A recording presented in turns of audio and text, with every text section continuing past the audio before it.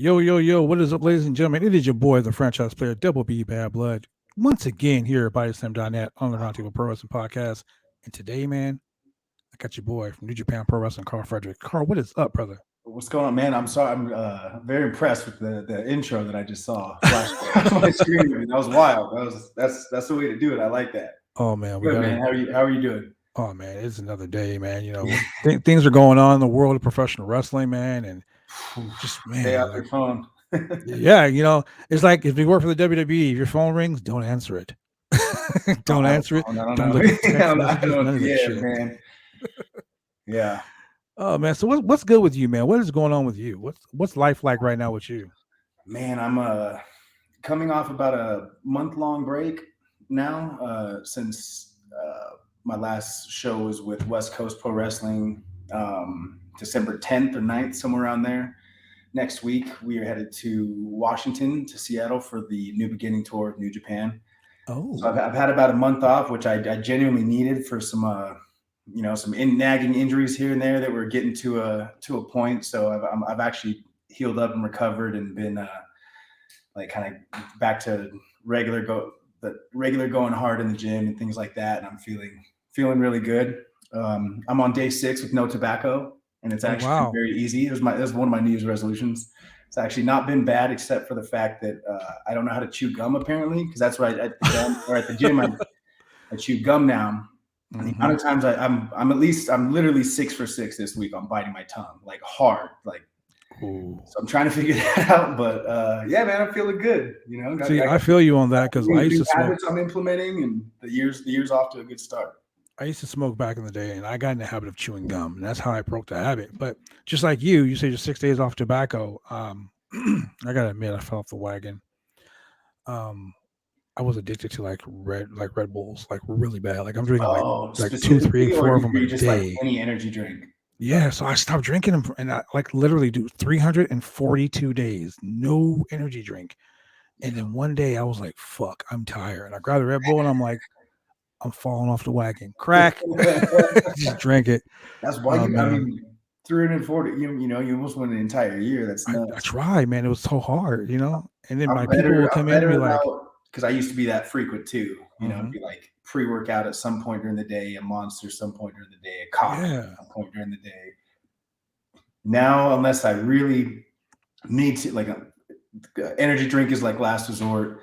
I've been very good about just my 1, maybe 2 scoops, usually probably 2 scoops of pre-workout, and then but then that's it for the day. And then I'll make a coffee or something like that. But yeah, that's another thing that used to be just bad. That was probably because that was I did that for years. The caffeine, my caffeine's been bad for years. I was only chewing, and it was like the baby tobacco, like the pouches. You don't have to even the little squares, mint flavor, the snus, things like that. Clark Connors is the one that introduced me to him, and he told me that I was going to love it, and I did. But I was only chewing for about a year and a half, 2 years or so not too bad. But it was the big rib right there. He set you up. Oh, he did, bro. He got Clark was my gateway into tobacco. Pro wrestling. The gateway. Oh man, it's interesting you say you're going to be in Seattle because I was just talking to TJP the other day, like today, as a matter of fact. I texted him because I run a show in Portland, and I needed somebody for the 16th. So first thing that popped to me was, oh shit, TJ is going to be in Seattle. So I'm texting him. Okay. He's like, bro, I wish, man, if you got me like a week beforehand, I'd have did it. Like, man, I'm probably going to see you at the show because I'm going to come. Oh yeah, absolutely, yeah. If you're going to be there, I'll come say hi for sure. For sure, man. So let's get into it about you're wrestling. You're going to be in Seattle. Who are you working? What kind of match are you going to have? Like what's good with Seattle? My match hasn't been announced yet, so we got some breaking news here. I know I got a singles match, and I know that I'm coming off a 2021 that personally I'm very proud of. There's a lot of really good growth in a lot of areas, but personally it wasn't as active as I would have liked it to be, in the grand scheme of things looking back. And I think that our first show, my first time getting back in the ring in 2022 is with New Japan, as opposed to last year. It was with West Coast, and that took until July. to work in front of people. But yeah, it's my first chance to get back in the ring and make a statement of everything that I'm looking to do this year. You've done And a lot of good shit, man. I mean, like how many people look, I'm a straight fanboy real quick, okay? Because we boys, I can talk like this. How many people can say they fucking work Will Ospreay, bro? Like not Will meant. Ospreay. Well, I mean, sure.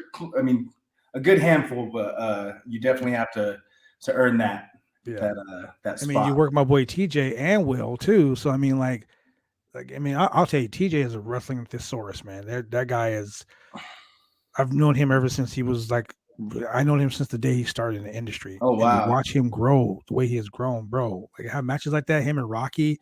We're talking UPW light shows in yeah. Santa Monica, bro. Like those guys. Yeah, those guys, yeah, him and Rocky especially was someone that I was not as familiar with. I mean, obviously, I'm not as familiar with him as I am now. Mhm. Definitely, obviously, like I knew who he was. I'd met him before, knew about him, but I didn't know like anything about his history, how deep his history goes, just with New Japan alone, and basically with like everybody on the West Coast. Yes. Anybody out here. It's crazy how just how long those guys have been going, and then or you got a guy like TJ who is not my favorite human being on the planet, but someone that starts that young and it's have the career he's had to be as good as he is, it's wild the I mean, don't opportunity. knock it yourself, Yeah, bro. the You're opportunities that pretty I've fucking had. good yourself. What's that? So don't knock it, bro. You're pretty fucking good yourself. I mean, like, I'm doing my best, man. I can with full confidence say that I'm, in my nearly 6 years pro wrestling coming up on 4 with New Japan, that I am absolutely the absolute best wrestler that I am capable of being at right here and today. But that'll change tomorrow and the next day, and as we go, if we keep working, that threshold, we're just going to get higher and higher, and that's the plan. But yeah, man, I'm trying to find my way and find my place in this multiverse of pro wrestling. I like the fact that you said multiverse because that right there just got like We're there now. two. It feels like we're there now. Yeah, exactly. So you're traveling with New Japan. You're you're a SoCal guy. Started NorCal, with actually, technically. NorCal. My bad, I because live up in Reno, so I'm back home in Reno right now. I'm yeah, trying to that's move still back. NorCal. I'm trying, yeah, and but then I wrestled NorCal. I was like PCW, APW. APW, yeah. San Francisco's my home. Bay Area's my home. But yeah, I am trying to move back to LA because I lived there for 3 years, but that was when I was in the dojo, and then the world closed. So I've yet to live in Yeah. LA. While I mean, I'm from LA, man. You're have not missing family and much. autonomy, get to enjoy the city, the But you sights. did some championship wrestling from Hollywood shit too, working for Marquez over Yeah, there. I've So worked I for mean, Marquez a lot. Marquez is someone that is since I started in late 2015. mhm. My first time working for him, I want to say it was April, maybe February of 2016, and ever since he's been someone that has consistently put me to work and done a lot of good things for me. Marquez Dave's a real good dude, man. He's been around for so long, man. He's is a had his hands in dinosaur. I everything. think he's been in wrestling literally as long as I've been alive. I want to say he said like 30 years, and I made him feel bad because I'm 30. I just turned 31 in July, but he's been in Man, wrestling as long as I've been on Earth. what's really sad? And I bet you he's been saying that he was going to quit about the entire time too. I've been saying I'm going to quit for the last 15 years, and June 16th of 2022 is my 30th year as a professional wrestler. So trust and believe. I've been around a long Yeah, time. brother, that's I know the crazy. feeling. Shit, how you think I feel? Tired, stressed. Man, yeah, all the time. All the And above. it's like I see guys like you, and I see guys like TJ, and I see guys like Jeff Cobb. Guys that have been in business. And I'm like, dude, my boots. I have boots in my trophy case behind me that are older than you in this business, bro. Like, Jesus Christ! But my boots haven't achieved 90% of the shit that you have right now. I mean, New Japan, fucking ROH, Defy. Defy is really great up here in the Northwest. Oh And man, I had a blast working for Defy. yeah, Defy is a real. I mean, you've had a blast working for Defy. You need to come work at BCW Worldwide. Just saying. I, I know the booker. He's a pretty cool dude. Yeah. hey, tell him as long as the money's green. Hey, the money is always green. So, what are your aspirations in this industry, man? I mean, we all got into it. We all were either WWF fans or we all NWA Yeah. fans. Um, in this industry now that you've been in it, and now you know that it's not all glitz and glamour. Yeah. What are your realistic thoughts about where you want to be in, let's say, 3 years in this industry? Um, 3 years specifically, I if I'm not sitting on the top of a mountain somewhere, um, within the next 3 years, by the end of the next 3 years, then I'm probably not. I'm not the guy I set out to be, because that's 100% who I set out to be was, a champion. And grand scheme of things, and you know how it is, the amount of times your trajectory changes as your Deviates, career yeah. goes, because of course I grew up, a kid from the middle of nowhere, Nevada. So I I was a WCW kid first, and then by the time I was about 9 years old, I had switched to WWF. That was all I knew my whole life. I had seen the blue canvas. I'd seen New Japan stuff, and because I was a WCW fan, I had seen a lot of the Japanese wrestlers. And then by the time I was training, I had awareness of Japan, but like from a kid who has never even left the country, I've never been on vacations like that or anything, traveling. It's weird, isn't it? Yeah. So for me, just for me, like New Japan was never an option. Like I'm having a hard enough time figuring out how to get to, the top companies here, let alone like I don't even have a passport to leave or money to leave the country or go anywhere or do anything, So when I signed with New Japan, I had an NXT offer, I had been in the hiring process for over a year, and it was just one of those, like, we don't have anything for you yet. And then every other month, every 3 months, like, call me and give me an update. And the update was always like, we're not going to bring you in yet. Just hold tight. But, a year went by, and then I went to this New Japan camp, and, essentially I did those 3 days, and they were horrible. The hardest thing I'd ever done, but it felt real again. It felt like real sport again. I was in a room competing with a bunch of other guys who had already been there, and I knew it was like a closed session, actually, because Scorpio Sky, who was the assistant trainer at the time, I had to like DM him and ask him, because they had taken the signups down for that last tryout, and I was in LA for 4 days, which was rare for me, and it was that weekend. So I was texting Sky like, "Hey man, I got the money. Like, can I like if there's anything you can do for me?" And he said, talked to the office, got me in the tryout, and I got a job. But it was on this, essentially on the spot after those 3 days that Shibata-san was like, "Train here. Like, I want you." Mm-hmm. And again, I'm sure, being an athlete your whole life, I can go over here. I can play football in the SEC, maybe start someday. Or I can go here in New I Japan and become a star. I can go here and I can still win a national title, and I can start. You know what I mean? I can still be everything I wanted to be, but this coach wants me on the field. And if I'm as good as I think I am, then it doesn't matter where I go. I'll get to where I'm going, right? True statement. So, that was like the back when I was full of piss and vinegar, the goals. But now it's just very much, my body of work. I'm like I said, also I'm just finding myself in this new expanded universe of pro wrestling we have.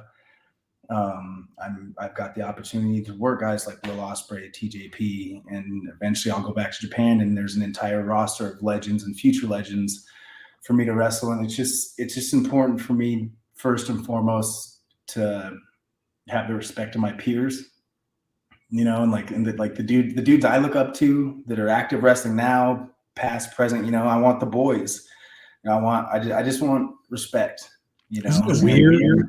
Like when you like you're like such a like you watch someone for so many years, and then they're like, "Hey, so we're gonna put this tag team match together, and it's gonna be you and Hiroshi Tanahashi. You know, you and I got to team with Liger multiple times, you know, like exactly you and Jushin Thunder Liger, or you and Mysterioso, who I grew up with in L.A. oh, really? You know, being one of the guys, and he's like, and it's crazy because he's like big in New Japan now, and I'm like, he's on everything. He's like, I wrestled the guy like you know for months and months and months. yeah, You know, doing the lucha shows and for AAA and down in California, like I was wrestling that guy like all the time. You know, you got guys like Leo Rush, who's in AEW right now. You got guys like Fred Rosser, formerly of the WWE. You know, Fred Rosser is Mr. No Days Off. That guy's fucking amazing. You got guys like Tom Lawler, fucking Chris Dickinson. These guys are just like, you know, Clark Connors. Guys that just popped up and they're like everywhere. I think we have a very strong base. Our roster is just strong, no pun intended, but like our rosters, and I would say it's underrated for not just for lack of exposure. I think there's still a lot of eyes that haven't seen the product yet, but anybody that has knows that that's the best hour of pro wrestling in the world. You know, that work rate, that one in 1 hour of wrestling you watch, that work rate front to back is something that I think we all are very, very proud of. Yeah, I mean, like I said, you know, it's beyond like amazing that all of these guys got put in, and you can blame. I mean, most people will say this is a horrible thing to say, but you can blame the fucking pandemic on the success of New Japan Strong. Oh, 100%. We wouldn't have. I mean, we did the 2 Lions Break shows that later they were the first empty arena shows, and that was my debut out of the black trunks into my new gear. And the black trunks. I wrestled Jeff Cobb in the main event of that Lions Break show, and it was kind of like the test run of like, well, let's see how this empty arena thing goes, and the LA Dojo, like, you know, that was an LA Dojo show. DKC was on shows, right? before he was given the invite to come train with us, you know. So like that, I'm very proud of all of us, you know, meet Alex, Clark, and myself, just for the responsibilities we've kind of been given, in a sense, in 2020 with Strong when it started. And that first year, then by the end of 2020, coming into 2021, which is already insane. It's been, you know, a year and a half of this show. Right. But, you know, what we had by August of 2021, when we did Resurgence at the Torch, you know, a few thousand people, and then they were going wild the entire time. The card was nuts. Everything since we've been back in front of people is definitely felt like it's been building momentum. Still a lot of work to do, because like I said, we don't. I mean, think about it, dude. You wrestled at the LA Coliseum, bro. I wrestled the Olympics was there. Tour, you know, and I'm a huge college football fan. USC Trojans all day. Like, you know what I'm saying? I mean? Yeah, like, and there's a picture that one of the photographers got of me, and it's just pure luck. But my hands are being raised. The referee's raising my hands, and the hand that he's raising is like perfectly placed around one of the Olympic rings. You can see the entrance to the Coliseum.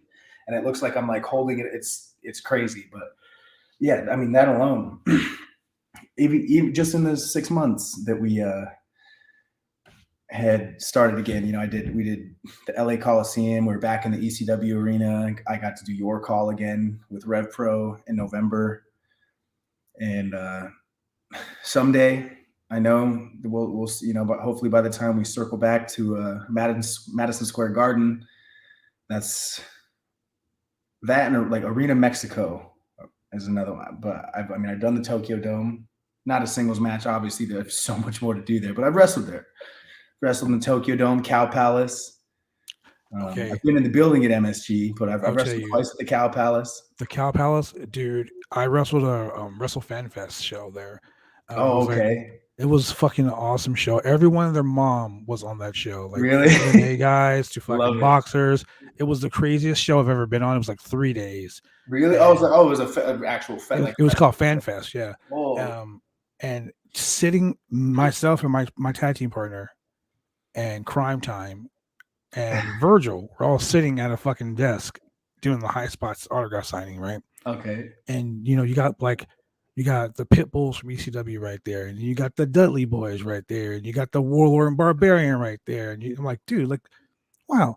So my whole thing was, I was a super huge New Japan mark from like day one, and I Okay. was in love with the Great Muta. Everything he did was fucking fluid. He was amazing. Yeah. So I wanted to go to the show because I wanted to share the locker room with the Great Muta. I'm sitting in the bar, and this guy comes and sits next to me, and we're just drinking and having a good time. And he's telling me all this stuff about how he loves wrestling, and just having this conversation like me and you were talking right now. And he says, "Well, how long you been wrestling?" I'll say, "Oh man, like 7 or 8 years." And he's like, "Oh, that's good, that's good." And I'm like, "Yeah." He says, "Who's your favorite wrestler?" I said, "To be honest with you, man, the Great Muta. I'm here to see the Great Muta. I'm working the show just so I can see the Great Muta." Right? And he says, "Oh, that's so cool, man. So cool." Pass me in the back. "You have a good night." And he gets up and he leaves. So the next day, I'm in the locker room in Relic. He was working for TNA at the time. Him and Gail Kim come and they sit next to me and they're like, "Hey, you ever meet Muta?" And I'm like, "Nah, man. I've been sitting here this whole time excited to meet Muta." I was, "Oh, don't worry, it'll happen." So the next night, the same night, we're in the bar again. The guy comes and sits next to me again, and we're drinking sake and we're just getting wasted. Says, did you meet your guy?" "Nope, sure didn't." Third day, last day, I'm sitting next to Crime Time, and I look over at Shad, and I'm like, "Bro, I'm so disappointed." And he's like, "Why?" I said, "'Cause I really wanted to meet the Great Muta." He's like, "You dumb fuck! That guy you've been drinking with the whole time was him." I'm like, "Are you kidding me? He's been there this whole time because that's when he was wearing a mask, Yeah, and he yeah, was yeah. shaved bald and shit." And I'm Yeah, like, yeah. what the hell? So I see him again later on, and I'm like, and I go up to him and I say, "I apologize." He starts laughing, Oh, I pats me on bet the he back. died. Oh my god, I've never been so fucking Oh, that's embarrassed, man. amazing. And they ripped me for days after that, bro. Like it'd be when I got to go to the New Japan Dojo in LA, Yeah, and yeah. Masao Tanaka had come in. He was doing a tryout. Him and Awesome Kong, Okay. and they were like, "You guys we're taking some people to Japan." And Hiroko was like, "You should do the tryout." I said, "No, I'm not ready. I'm not ready." And so Tanaka goes, "Oh, like you were not ready to meet Muda, huh?" I'm like, "How did you fucking know about this?" Yeah, everybody. Oh Word man, travels fast, don't it? it does, man. Like tell a phone, tell a friend, tell a Yeah. wrestler. That's the business. But before I let you go, man, I play this game on the podcast all the time, and it's real interesting. People love it, and it's one of Oh those no. things that, I mean, kind of now it kind of fucking sucks to play the game, but I'm gonna play it with you anyway. And the game is called Team Wit, Feud with, or Fire. Now, real simple. You can team with anyone in the industry, no matter who it is, alive or dead. You can feud with anybody you want. Male, female, ring announcer, the fucking guy selling the popcorn in the third row, popcorn stand, whatever. And you can fire any motherfucker you want. No excuses needed, unless you want to tell me. So, team with, feud with, fire.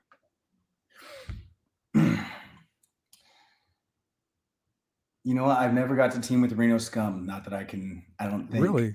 Yeah, and now that I've done, I've been in Japan for almost 4 years, so I've done my fair share of 6-man tags. I get it now. So yeah, if I could do, but like I want like a banger match though. Well, you were Like, trained by the guys. You want to be in yeah, there with the Reno scum. I get yeah, it. yeah. I get it. I want to train with them. Or I I've mean, had a match with Luster team one with. time. Oh yeah, really? Yeah. I've yet to have my singles with Dave. Oh I've yet man, to have that, and that's something that those two guys, man, they're or fucking. And they had Christina Von Eerie at the time with them. they were cool. They were a Yeah. great team, man. Still are, obviously. Still are. Christina's not always, that's a every now and then thing. But yeah, they're the best, man, and it breaks my heart a lot of days, knowing that Impact screwed the pooches in, bro. it was just a lot more people. Everyone should know, every wrestling fan should know who the Reno Scum is. And if you don't know, you better Google that honestly, shit, ladies and gentlemen. yeah, not just as a a friend and a student, and they're like my dad and crazy uncle now. Yeah. Genuinely, David being my crazy uncle, Adam being my father. Yeah, they're the They're fucking two great best. guys, man. They Like are. They're the I talk to best. Adam a lot. The best As a matter of humans. fact, I'm gonna get him on the podcast. Yeah, I mean, it doesn't get better. And as far as tag team wrestling goes, they can hang with anyone in the world. They're as good as anyone in the world. I've watched them battle. Myself and my tag team partner LTP. Oh yeah, we're doing the Rated 2G gimmick for a long time, and we battled the Suburban Commandos, now the Stoner Brothers, in TLC matches a lot. And we had a 3-way TLC match with the Reno Scum, and I'll tell you, it was one of the stiffest, most violent matches I've ever been in. I can imagine, especially given back in in their younger days. I can only imagine. Yeah, hopefully in their tender age now they've mellowed out a little bit. Okay, so who would you feud with?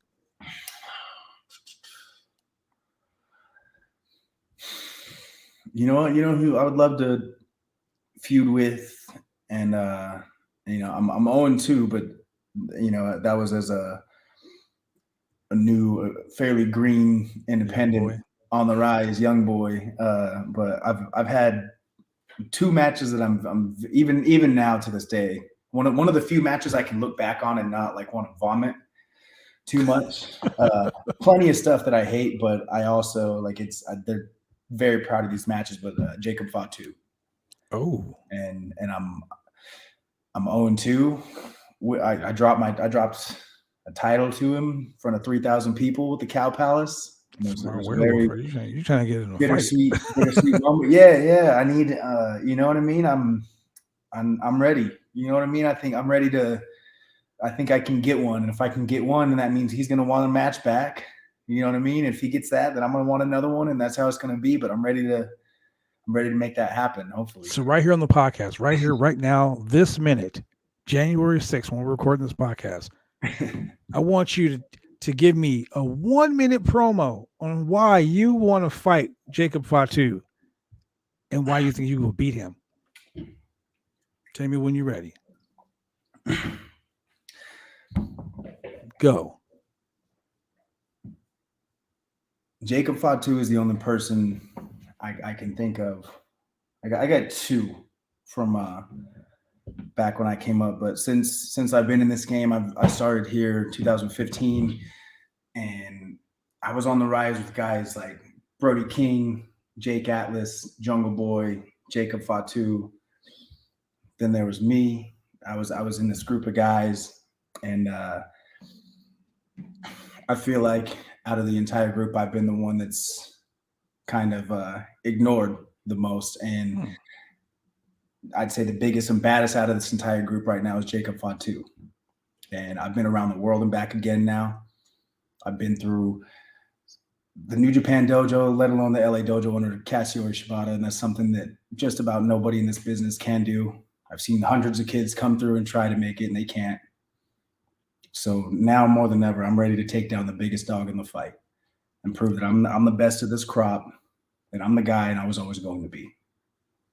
Man, that's heat. That's heat. And ladies and gentlemen, if you don't know, I'll tell you right now, there's these drills at the dojo called the Torimon drill. And those drills, they kill you. And I would say in my training class, there was 17 people that started training with me. And at the end of 17 people, there was 6 of us. And out of the 6 of us, 3 of us are still actively wrestling. So you can imagine how tough it is. And they make sure, and that's what, is you don't, it's not something that I loved specifically while I was in it, but I do love that about this company is that, or just the dojo system, the dojo itself. They make sure that you want to be there, and that the guys that are going to make it through are the ones that are going to stick around. You know what I mean? And both ways, the system works. Look at all the people that it produces. You know what I mean? Mm-hmm. So both parties get a return on their investment, and the company is healthy and the business is healthy. So you can't argue with that, can you? Now, this is the big question. This is the end all be all. This is just a straight shooting question right here. Oh, I'm already ready. I'm already Who in the ready. world would you fire? And you can tell me why you want to fire this person if you want to. I'll tell you it all. I wish we would fire Gabriel Kid's ass. Oh He shit! stayed with me for he stayed with me for 10 days in this apartment, and that man did none of his dishes. My apartment. I'm in a duplex. So I'm kind of in like a basement, but it's a big apartment. Yeah. This is my lair. It's the Grinch's lair. I keep it nice and clean. This is I go when I'm by noon. If I happen to not go see my parents for brunch or something, usually I'm home by noon and I don't leave. This is my space. Sanctuary. And you know what? It was like I had a frat boy in here. Oh shit! Frat house. It also didn't help. He was here for the holidays, so we partied for an entire week straight. So it wasn't just him; it was our mess. But if he wasn't here, it was y'all. You guys messed, but you're the one that cleaned it up. Yeah. I cleaned up and did all the dishes. I cleaned for about an hour yesterday. I did like that. Yeah, yesterday I did like sweep mop the whole, and now I'm back. I feel my zen again. I feel comfortable again. Is your zen? Yeah, if it was, but it's too close because he just left on Tuesday, so it's close enough to where I'll still fire his ass for it. Wow. Like, yeah, come back to my house. Your ass is fired. Oh man. What do you think about the current crop of NXT releases? I mean, we both know some people personally that worked for NXT. I can't, off the top of my head, I can't think of any other wrestlers, but all I know is the first. I think I saw someone tweet. I opened up my Twitter, which is something. It's like my least favorite part of my day. Mm-hmm. I do very limited Twitter and Instagram stuff, and if I do, I post and go. I post and get out. You drop and dip. So I'm such a happier person because of it. Because I stay away from these things typically. But I had seen a tweet that said William Regal forever. I think. Right. So then I had to oh no, did something happen? So then I had to do some digging, and then I found out the deal, and as soon as I saw that, that was like earlier in the day, and I just closed the app, and I was like, well, fuck, all bets are off. Obviously, kind of blew my mind. And then when I checked my phone in the evening, I'd seen a full list. It's again, it's a world that I'm very disconnected from. I keep tabs on other, wrestling, mainly just companies that we would have a possibility of working with. But there's nothing outside of our product that I'm in tune with at all. Yeah. So, but yeah, just to see an entire, that was essentially everyone that's been kind of released staff wise, that was the guys that were there when I had been to my 2 tryouts, or, that was that first wave of that 2015, end of an era, I guess it's crazy because if William Regal can get fired, and that guy has been in the WWE for a long ass time, and then you fire someone like Samoa Joe, who's just released, you just re-signed Samoa Joe just so you can release him 5 months later. I don't get it. But at least New Japan and New Japan Strong is a strong business, has a strong business mind. Yeah. Things are working out great there, and you are traveling the country, getting to do what you got to do, having a good time doing it. Very successful at doing it, and I can truly say that it's been an honor and privilege to have you on the show. Thank you for having me. Yeah, it's always a pleasure, and I love working. I love talking to guys that are in the business, because unlike most podcasters or people who talk about wrestling, they can talk about wrestling but not really know wrestling. It's different, right? It's a much easier. Not that the other conversations are bad. There's plenty people know those boundaries, and when they do, they're great to talk to because they don't speak out of pocket. Exactly. But in these situations, man, the conversation is so much easier to just have. So I appreciate that. It's like being in a locker room. Thank you for making it comfortable. So, ladies and gentlemen, that right there has been your boy, Karl Fredericks, and this is your boy, The Franchise Man. Thank you very much for joining us. And ladies and gentlemen, you can go click, and subscribe on BodySlam.net. Tell the fans where they can find you on Twitter and all the other social media. On Twitter, I am Karl, it's with a K, Karl Fredericks _ I believe. And Instagram, I'm Karl Fredericks NJPW. TikTok, Karl Fredericks, NJPW. I have no content on there, but soon I've got music. I've got a lot of. That's going to be mainly from music stuff, some wrestling things, but I'll be posting content on there this year, very soon. Please don't have me on Facebook. Appreciate you. I think that's we're good about there. Hey, I heard a rumor about you being a DJ. Is that real? Is that true? Yes. I DJ mostly electronic music, a lot of bass music, house music. Okay. And I've been producing my own stuff for a couple years now, and I've got songs pretty much ready to start. My goal is one song every other month this year. So hopefully by the end of February, I release my first song. I have all the songs ready to do it. I just need to. It takes a lot of time to mix and master and all that fun stuff, which is, for me, the hard. That's why I have like 10 songs that are ready to finish, because the fun part for me is just being creative and writing and stuff. If I could just pass it to an engineer, I would gladly do that. But it's You know that saying, you want something done right, do it yourself. Yeah, I'm starting to take DJ bookings as well. So when I'm not wrestling, I've been doing music my entire life. So this is something I love and I'm very serious about. And I love it like I love wrestling, except it doesn't hurt my body as much. So there you well, do me a solid, man. do me a serious solid. Like, all bullshit aside, ladies and gentlemen, I'm one of those people that I look out for my people. Considering you're a dojo boy, you're my people. So shoot me a link to one of your songs. I'll play it on the podcast. Live on a Monday, Wednesday, Friday night during a Rampage or Raw, or Impact. Whatever show I'm covering that day, I will play your song. I'll just pass them along to you to do whatever with. Legit, and I will make sure people go like, click, and subscribe to your music. My SoundCloud. I have a SoundCloud. Just there it is. Yeah, Karl Fredericks on SoundCloud. I have 2 hours of music up there that are just mixes of the type of stuff I like to play. There it is. I have one original remix up there, and soon enough I'll have my own songs there on SoundCloud, Spotify, all that fun stuff. So, do you have a pro wrestling tease that you can drop right here? No pro wrestling tease, but you can go to the Tokon Shop Global and pick up my merch. Pick up that merch, ladies and gentlemen. New Japan, Tokon Shop Global. Man, go support, ladies and gentlemen. Like, click, and subscribe, like I said. And this has been your boy, The Franchise, with your boy right here, Karl. And we will see you later. Bye.